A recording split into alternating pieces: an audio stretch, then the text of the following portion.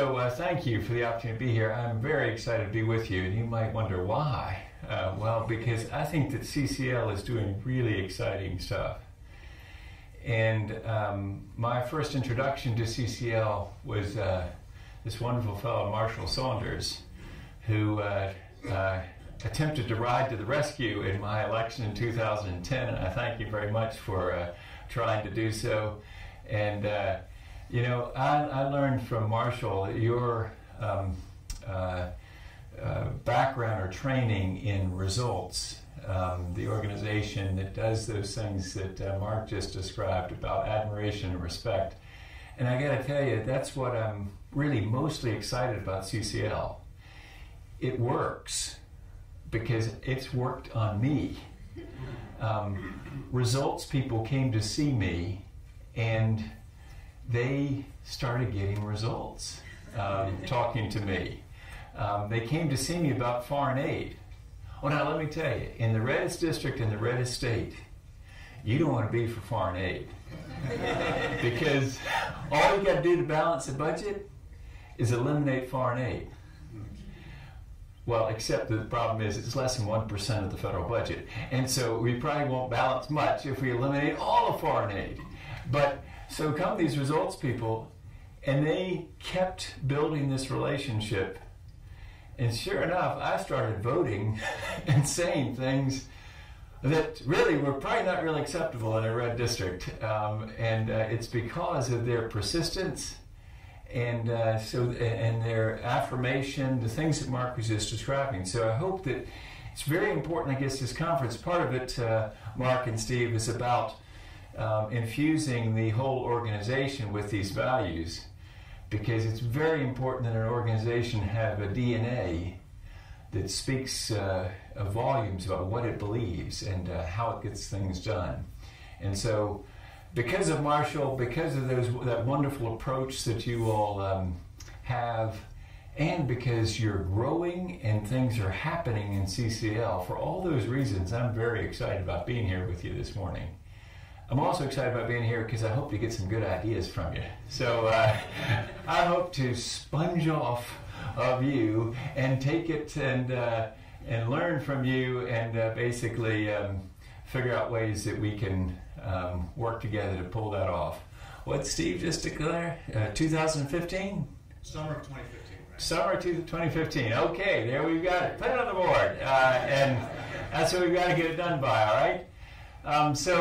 But first, I guess I should give you, before I get into that, I really do want to get your thoughts about where we are. I'm going to ask you a question here in a minute.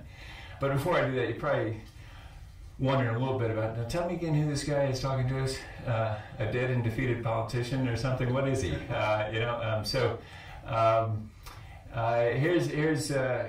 where I come from. I represented probably the reddest district in the reddest state, Greenville-Spartanburg, South Carolina. Now, there's some that will fight me for that distinction, right? Maybe you think you're from the reddest district, the reddest state, but let me tell you, come to Greenville-Spartanburg, and we'll have a little contest to see who's the reddest. All right? So we got a pretty red district in Greenville-Spartanburg, South Carolina. It's a wonderful district of people that are normally conservative, but who in 2010 sort of got taken away into populist rejectionism, which is quite different than conservatism, actually. Conservatives are people who generally believe in markets and free enterprise. Populist rejectionists are people who, it's clearly populist, it's about populism, it's a popular sort of sentiment that was present in the Great Recession. And they're rejectionists. They reject the science of climate change. They reject the idea that we can come together and accomplish great things. They're rejectionist. So I think that in the midst of the Great Recession, it's where a lot of our fellow citizens went. They left their moorings in conservatism, if you're a conservative, and they went into something that I call populist rejectionism. So I had 6 wonderful years representing this district from started in '93, And I made this commitment to term limits, ran for the Senate unsuccessfully in '98, and then ran again for Congress after 6 years of practicing commercial real estate law again in Greenville, South Carolina. So the district, by the way, is Greenville and Spartanburg. It used to be one of the 6, now it's one of the 7 districts in South Carolina. It's the most prosperous district in South Carolina. It's got it's the home of Michelin North America. It's the home of BMW manufacturing. The Germans have $6 billion on the ground in Spartanburg, South Carolina, making cars. By the way, BMW, you know what that means, don't you? It means Bubba makes wheels. And so that's why they came to Spartanburg. That's why they put the $6 billion there, and then we make some very fine cars from that place, right? And we also are the home of General Electric's wind turbine division in Greenville, South Carolina. So some very exciting things going on there. It's a prosperous district. It's a district that's typically conservative. In the midst of the Great Recession, things weren't going so well for us in terms of conservatism. So for the first 6 years in Congress, I said that climate change was a bunch of hooey. Al Gore's imagination. I hadn't looked into it all. I didn't know anything about the science. All I knew was that he was for it, and therefore I was against it. So, end of analysis, really, for me. We had a great press conference one time where we made fun of Al Gore. It was in '93 or so. He was talking the BTU tax. We sat up in front of some sacks of coal in downtown Greenville. There actually was, at that time, a guy that sold sacks of coal. Not that very many people heat with coal, you understand, in Greenville, South Carolina, but there was some sacks of coal and there was some firewood, and it was in the inner city of Greenville, to the extent we have an inner city. And so I said, Al Gore wants to raise the heating bills of these poor people, so vote Republican. It worked pretty well. We had a great press conference, got a lot of coverage. It's perfect. So it continued all my first 6 years. I was out for 6 years, as I said, doing commercial real estate law. My children were growing up. It's amazing how brilliant they've become, isn't it? But anyway, my children were growing up, and my wife and I have 5 kids, a son and then 4 daughters. And so my son came to me. He was voting for the first time when I ran again in '04. And he said to me, Dad, I'll vote for you, but you're going to clean up your act on the environment. And so I had this new constituency. You know, I had my son, his 4 sisters, my wife. All of them agreed. All of them could change the locks on the doors. Very important constituency. And so I needed to respond, and I started looking into it. That was the first step of 3 steps in my metamorphosis here. Second was getting on the science committee, my son, by the way, loves to make fun of me about that science committee assignment. He says, Dad, how many science courses did you take in college? And of course he knows the answer. And he used to ask this in front of crowds too, just to have some fun. And so he'd say, yeah, Dad, how many science courses? And he knew the answer is 2. One was Math 19. That's not Math 31 and 32. That's calculus. This was pre-cal, Math 19. And the other was Physics 33. At Duke, we have strange numbering, you know. So Physics 33. That was not physics for poets. That was Physics 34, History of Physics. Physics 33 was Energy Principles and Alternatives, I want you to know. So anyway, I took these 2 science courses, right, and ended up on science committee. Just played one when the lights came on at the committee, and but got to go to Antarctica with the science committee. By the way, if you're running for Congress, let me give you some advice. If you go to a cold place, nobody will accuse you of going on a junket. But what not to do is to go to a warm place when your constituents are cold. Don't do that. Don't go to any place that has white sandy beaches and water or things like that.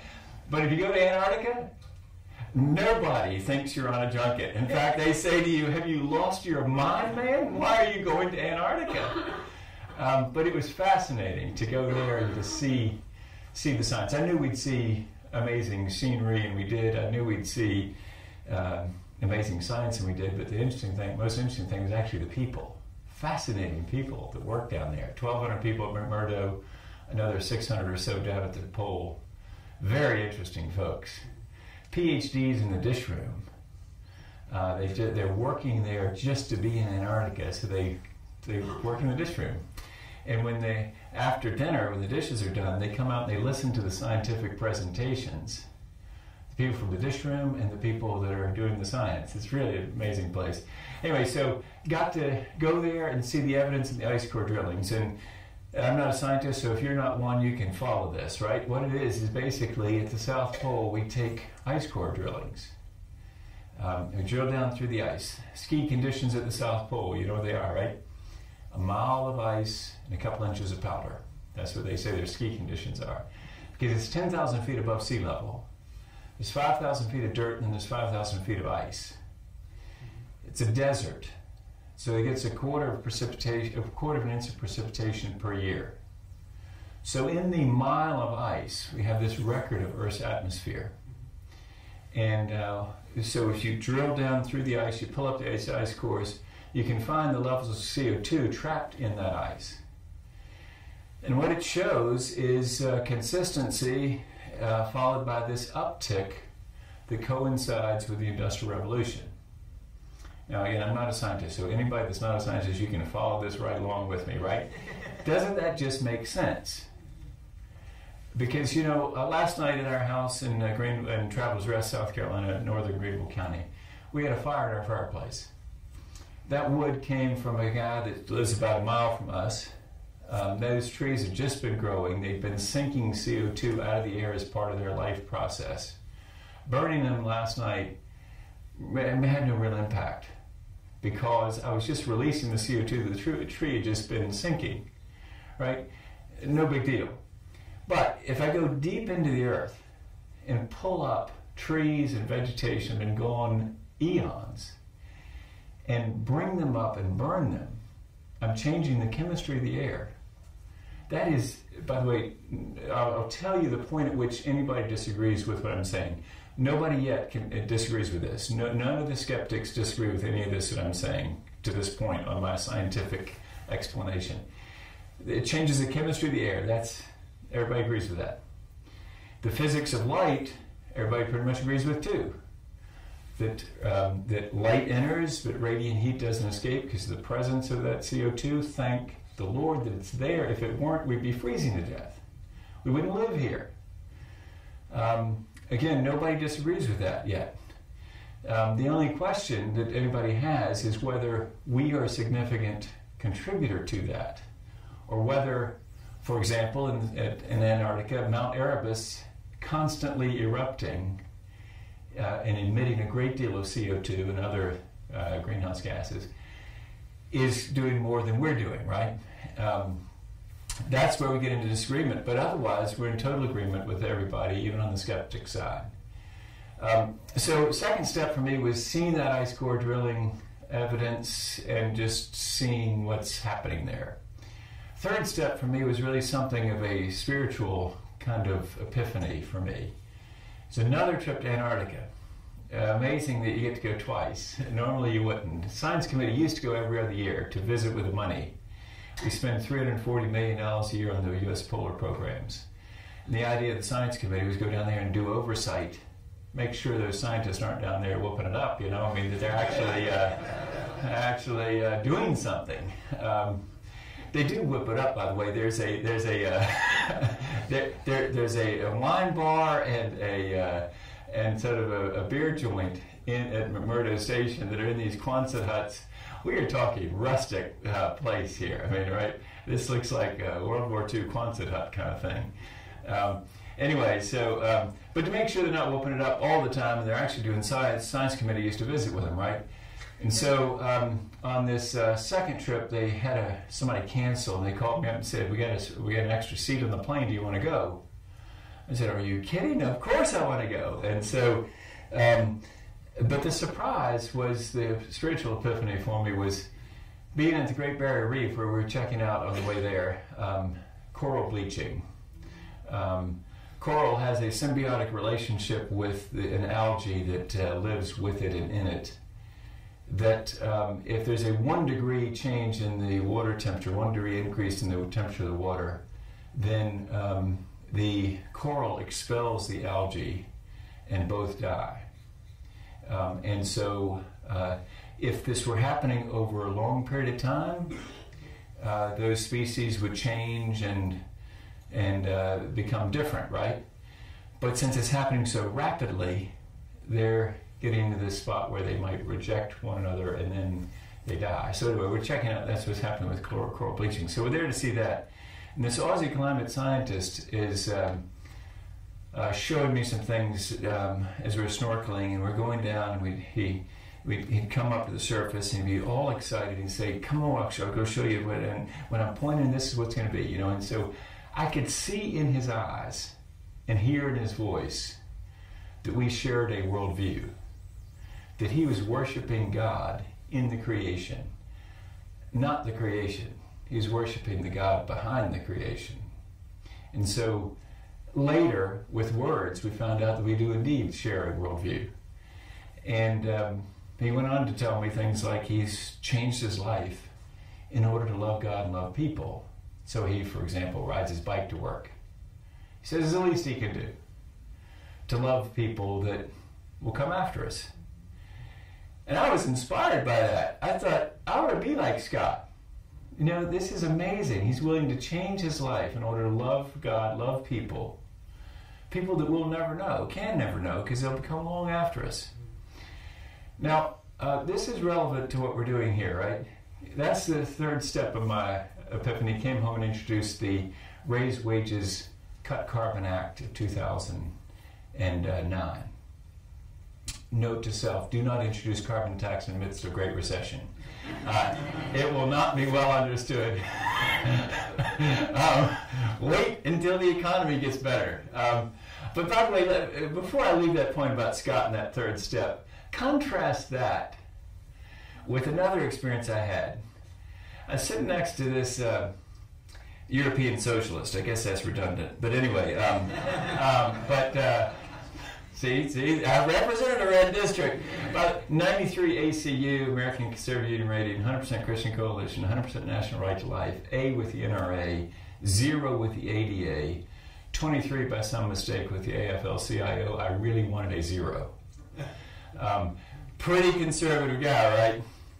But sort of out of step on this climate change thing, out of step on the troop surge. I wasn't for that. I had conservative concerns. Out of step in that I was for immigration reform. I want to recount on that. And but otherwise pretty conservative, right? But consider this. I had this experience with Scott, the Aussie climate scientist, right? And I'm buying into what he said to me. But I'm sitting years later, I'm sitting next to this guy, European socialist, and he asked me, "Did you buy offsets for your travel here?" And I looked back at him and I said, "No, that's a scam, isn't it?" He turns to the guy next to him and says, "That's what they all say when they don't want to be responsible." Well, I can tell you, from then on, that guy couldn't tell me anything, right? If he told me that today is Saturday, I'd get out my iPhone and check it. And so isn't there a difference? Because what it was is, Scott got through my heart into my head. This guy sitting next to me couldn't tell me anything because I wasn't interested in anything he had to say to me. So when you go and affirm and thank these people for their service, and wasn't it Ellie? Where's Ellie? Ellie here. There's Ellie. Ellie, wasn't it you that met with Eric Cantor? Amazing. Tell him what you did, Ellie. What did you tell him that he can't do? And tell him what. I looked him straight in his big black eyes, and I said, "Congressman, we want you to promise us that you won't leave office until Congress has solved the climate crisis." There you go. That's amazing. When I read that, it's like a showstopper for me. That's why I respect CCL so much. That's why that works. What do you know that's memorable to Eric Cantor? He was speechless. I mean, I was too when I read it. I thought, my gosh, what an effective way to talk to him. Don't leave Congress without getting this done. In other words, it's affirming. It's saying to him, "You're great. You can figure this out." And it's what Scott did for me. It's like lifting up this sort of beautiful kind of thing for me to shoot for, rather than this guy sort of trying to guilt me, I guess, into buying an offset. By the way, offsets are fine if you buy them. I think that actually, the guy, he was probably right that it is what we say when we don't want to be responsible. But anyway, but the point is, I don't want to hear it from him, but I hear it from Ellie, and I hear it from Marshall. I'd hear it from Scott. And Scott could tell me anything, and I'd believe him. So that's so anyway. So as a result of that epiphany, I got real involved in this, and in answer to Steve's implicit question about why would anybody do this? I mean, not pick that lobbyist route, not pick the go off and plan your return. Why plunge headfirst into this? Because this was the best idea I came upon while in Congress. Not that it was my idea originally. We got Sheeling, who you'll hear from later. I mean, a lot of people have this idea. It wasn't original to me, but it's the best idea I came upon when I was in Congress of a revenue-neutral carbon tax. So I decided, go for it. Besides, once you've been branded as a heretic, you may as well just parade right up down Main Street and proclaim it. You know, yes, I am a heretic. As long as you got some scissors in your pocket, because sometimes they get the stake in the fire and they start attaching you. So you got to have scissors to, you know, they're going to burn you at the stake. But anyway, so there you have it. The guy that was a complete denier became a believer and then decided to do something about it. That's where I come from. And so now I want to get to asking you a question. Here's where I think we are. I'm very encouraged, and after I tell you these numbers, you're going to think, yeah, Inglis, you really are a dreamer. You're with Steve over here dreaming about this 2015 thing. Guy sent me some polling data yesterday, and he was all down in the mouth in his email about how bad it was. Because the point is, Gallup did a survey, and they do a monthly survey, but their December survey shows that climate change doesn't even make the list of priorities. There's some that they go down to 3, but anything less than 2% mention, they don't list. So the thing that you're very excited about, that I'm committing my life to at this point, is not even on the list. And so the guy writing to me is down in the mouth about that. And so I go looking for the optimistic part of this, right? So this is where we should play. See, if I had an effective presentation, I'd be playing. I may be a dreamer, but I'm not the only one. We could have the Beatles playing, right, for that. But anyway, that is the Beatles, right? Yeah. But then we'd have a copyright infringement, and somebody would come swooping in here and charge us for playing the song. But anyway, so I may be a dreamer, but this is the way I looked at those numbers. There's something, the top concern is Congress and the political system. That's the number one concern in America right now. It's like into the 20s. 20% of us mention that first off as the thing that is the most concern to us, is the dysfunction of Congress. Well, now, then you put that together with this observation that the economy and deficit have dropped out of that top spot and have gone way down. So I wrote this guy back and I said, I see something really positive. The populist rejectionism is going to decline because it is directly related to the concern about the economy and the deficit. And as that drops and the concern about the dysfunction of Congress rises, what we're seeing here is a shift where the Great Recession is wearing off and we are tiring of the scapegoat hunt. and we are looking for people with solutions. And that is a big deal for us. Because what we're about, the Energy Enterprise Initiative, is a solution. And so, while, yeah, it's bad that we're not even registering, the thing that you're so concerned about that brings you out on a cold Saturday morning downtown Atlanta, while it doesn't register right now, just put those other facts together, and what you realize is that you're right at the right spot. So like this, there's a shoe salesman sent to some undeveloped place, and he writes back and he says, "No hope here. Nobody wears shoes." And so he was called back home. They sent another salesman. He goes down there, he writes back, he says, "Send more samples. Great opportunity here. Nobody wears shoes." And so it's unexplored territory. Come on, send some more samples. And so that's where we are right now, right? Is you can either, like that guy writing to me yesterday, be down in the mouth about, and we're not even on the list, or you can say, we had a great opportunity.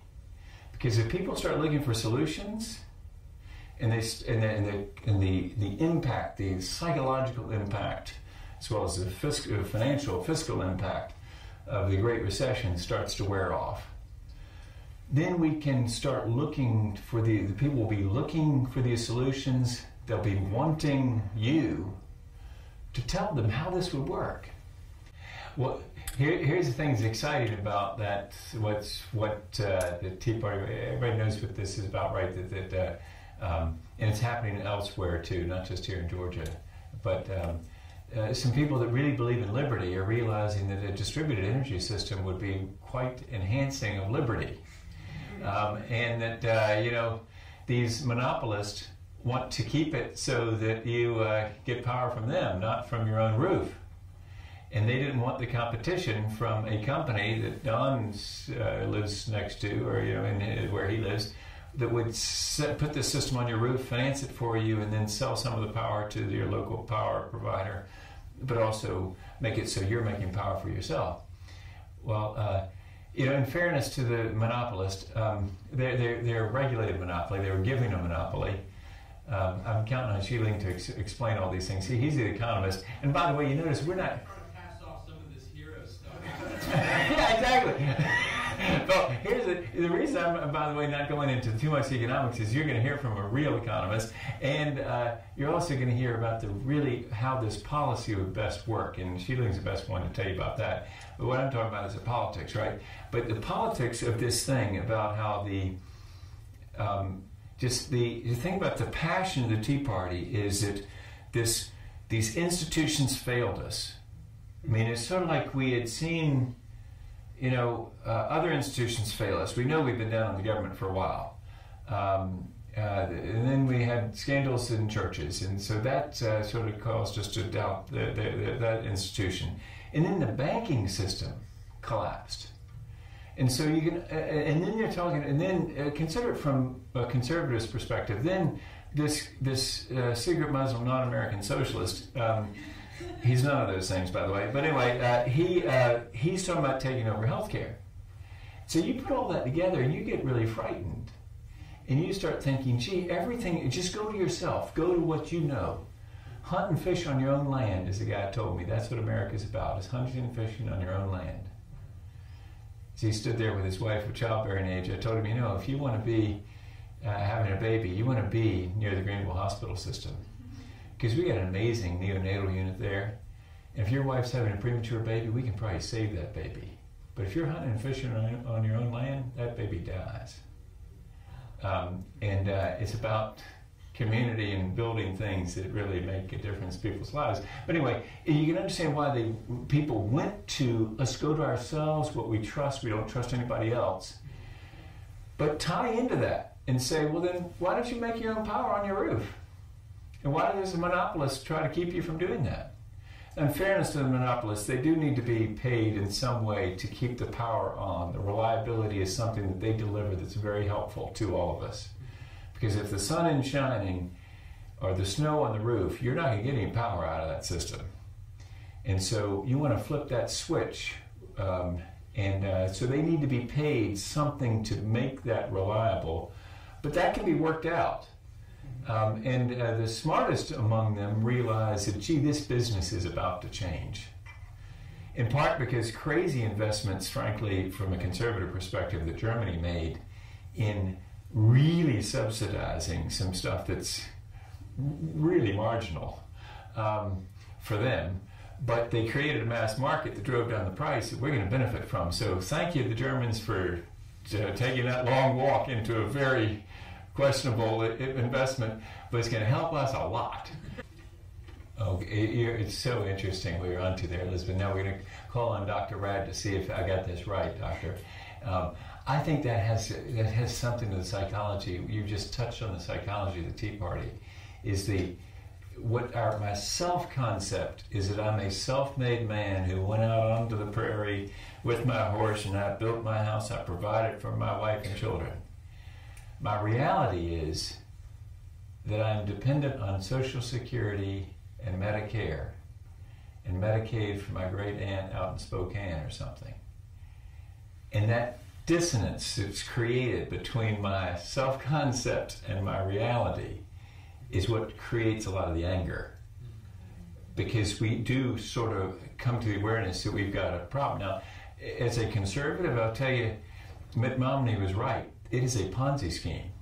Social Security is a Ponzi scheme. It was set up in such a way that people would die before they got the benefits. And then along the way, we started living longer. So we got the gig is up. And so that's where the problem is, right? But that involves some courage in facing that problem and saying, okay, now let's fix it. Now you can do that if you can get people of goodwill to come together, and there are a lot of ways to fix it. But Shillings down in Florida, there are a lot of people down there, a lot of Republicans down there don't want to hear about that Social Security being something that they actually believe that they are getting out less than they paid in. And the only people that are that way are people that are after the 1986 Tax Act. If you started working after the 1986 Tax Act like Don did, he may actually pay in more than he got out. But my dad at 90 in Bluffton, South Carolina, thank goodness he's an industrial engineer who long ago figured out he got more out of Social Security than he ever paid in. But I was sitting with he and a friend of his recently, and the friend could not receive that information. It's fascinating. The friend's about my dad's age. He could not hear it. It cannot be received. This information cannot be received.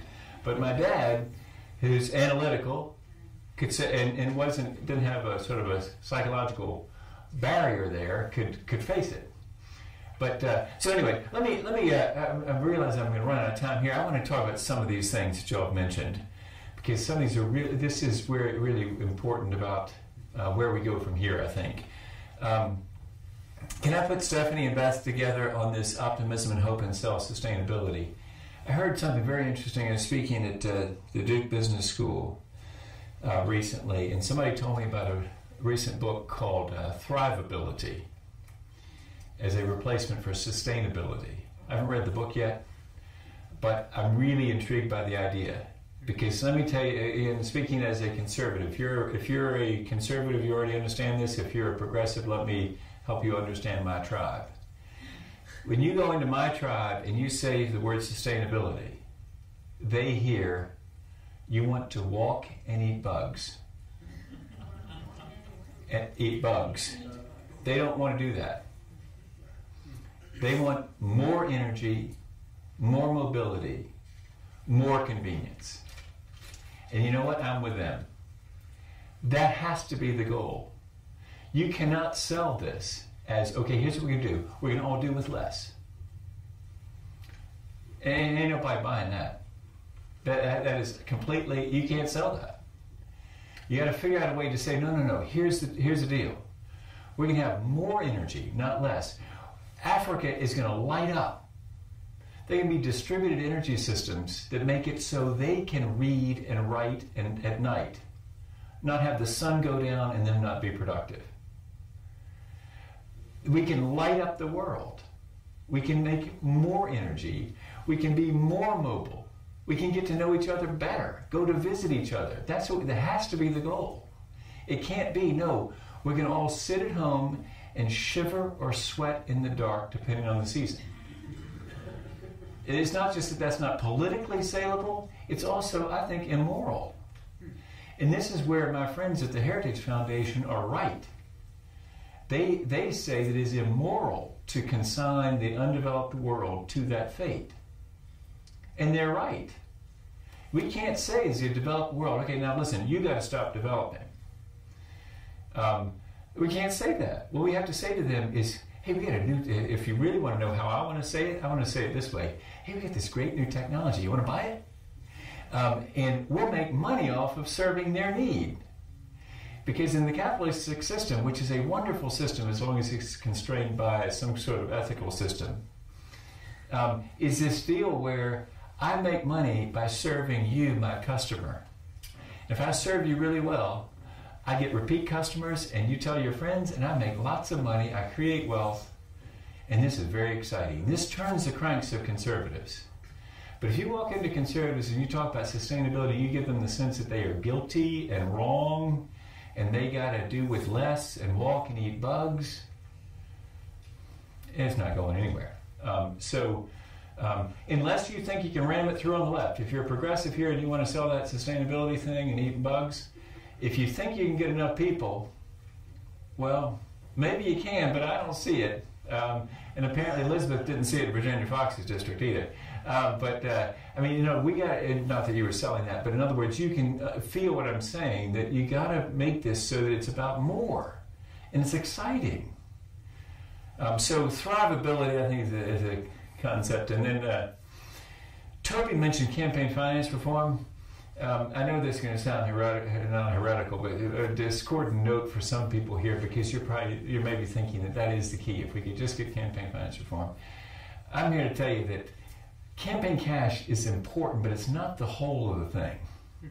The reality is the campaign cash just beats up the wave on top of the tide.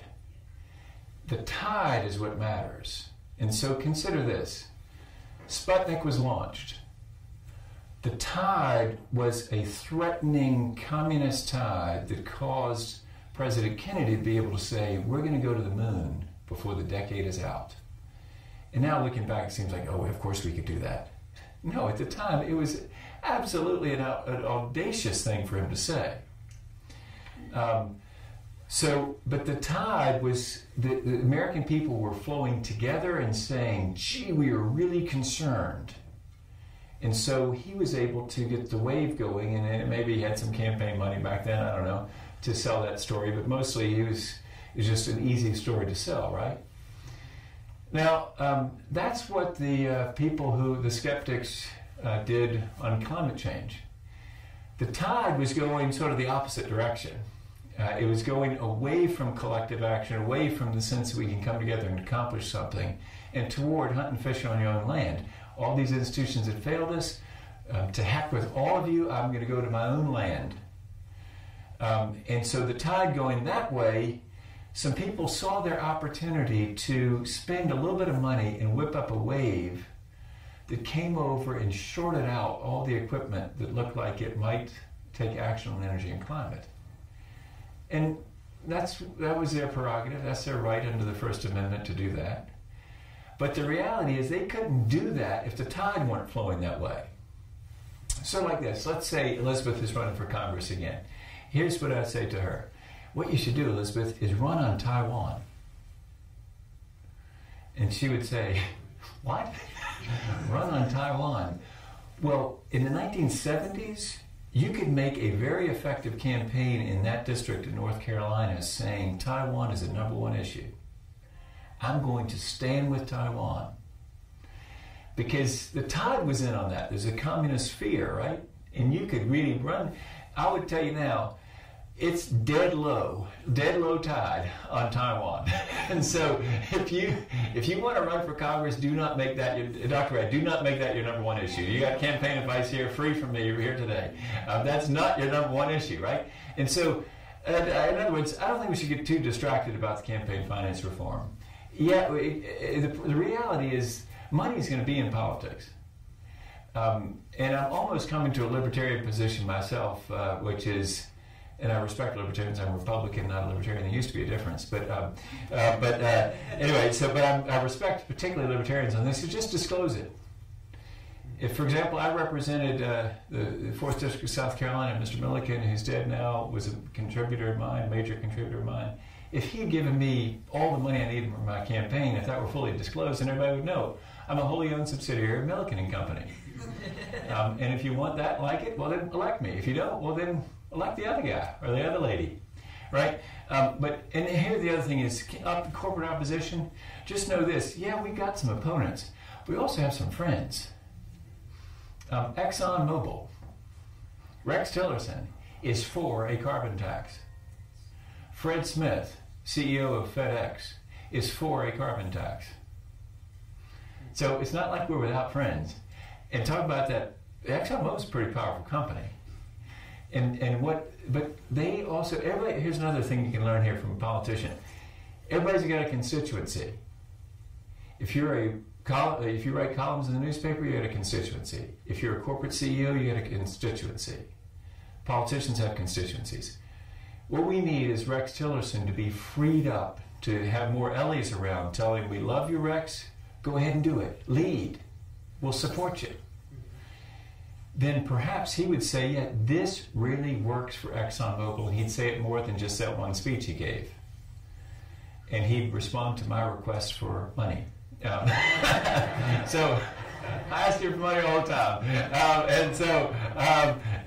Because I got to tell you, if he were with us, just imagine the head turning that would happen if ExxonMobil and FedEx went out with this in a clear, bold way. Wow, that would turn some heads on the Republican side, wouldn't it? So people would say, why are they for that? Well, they're for it because they want to make money. And that's a good thing. Because, you know, our definition of sustainability, the Energy Enterprise Initiative, I know this is blowing some minds here. If you're a progressive, this is a warning. It's going to blow your mind. Our definition of sustainability is making a profit. I learned it from a recycler, a Georgia Tech graduate, actually, who recycles PET in Spartanburg, South Carolina. He told me this: if you can make a profit, it's sustainable. If you can't, it is not. So that's the definition of sustainability we accept. And ExxonMobil is into making money on natural gas. Natural gas will replace coal if you do what Sheiling's going to tell you about this afternoon. And that's a good thing for the environment. It's a great thing for ExxonMobil, and I'm for them. I want them to make a lot of money because they create wealth. That's a great thing. You know, I think that I realize I'm really getting close on time, but I just want to. Elizabeth mentioned this catalyst thing. I just got to maybe close on that. This is what I learned from 12 years in Congress. Leadership aimed at consensus plus a crisis equals change. So if you have leadership aimed at consensus plus a crisis, you can get change. Really, the first one has been lacking during the Great Recession, right? We haven't had leadership aimed at consensus, but that Gallup data that I was telling you about at this outset is what's encouraging to me. If somewhere north of 20% of the American people are identifying the dysfunction of Congress as the number one issue that we face, then we're starting to come out of this state of thinking that we can have leadership that isn't aimed at consensus. How's that working out for us so far? You know, it's not working. And so if you have, in order to get change, you have to have leadership aimed at consensus, people who actually want to come together, who aren't trying to break apart so that they can achieve other goals, right? Because if you think about it, the safest thing to do if you're on the right is just make sure to slam yourself up on the right-hand wall and make sure there is no room between you and the wall so that nobody can worm their way in there and take you out in a primary from the right. Exact same situation exists on the left. You get crazy statements from progressives in Congress because they want to be crazy. I got a friend from Manhattan who's a very liberal guy. He tells me that he's got to wake up every day thinking, how can I out-liberal my district? Because he says, you know, I got the most liberal district anywhere, and I got to be more liberal than they are, because otherwise you can't lead them. So he slams himself up on that left-hand wall, right? And so the reality is, solution is somewhere out here. It's not slammed on the walls. But that involves a lot of trust and a lot of faith moving away from the walls, and a lot of leadership and a lot of courage that is helped in the context of love and support from people who affirm you and who say, yeah, we don't leave Congress without this. So what will the catalyst be? I mean, we got to have leadership able to consensus. We got to have people willing to come off the wall. Then there's got to be some catalyst, some catalyzing event that causes us to want to act. And I think that Einstein's right. Chance favors a prepared mind. You know, we don't know what it's going to be, but we got to hope that there's something coming that causes people to say, that's it, we're going to act. My ad guy used to tell me, try to convince me that we were emotional, and he'd say, you know, decisions are emotional. And so one time I called him up and I said, Greg, I think you're right. You convinced me. Most decisions are emotional. He said, correction. All decisions are emotional. And, you know, I think he's really right. And it's consistent with what I learned from a guy that was at the Southern Baptist Convention. He told me that Russell Moore is the dean of the Southern Baptist Theological Seminary, Louisville, Kentucky, for a while. Now he's taken Richard Lane's job with the Southern Baptist Convention. He said that what this is a matter of getting through the heart and into the head. It's not a head problem. It's a heart problem. And I think that's really where we are. So the question is, what's going to move hearts to cause people to hear a really good solution that makes sense if you're a conservative? What conservative would not want to cut income, shrink the EPA, and muscle China into the same pricing of carbon? What conservative wouldn't want to do that? And what progressive wouldn't want to address climate change? So the solution is there. It's just, it's in the head. It's really clear. It works on the left. It works on the right. But somehow it has to get through the heart and up into the head. And so that's what we're looking for, is some kind of change in the heart.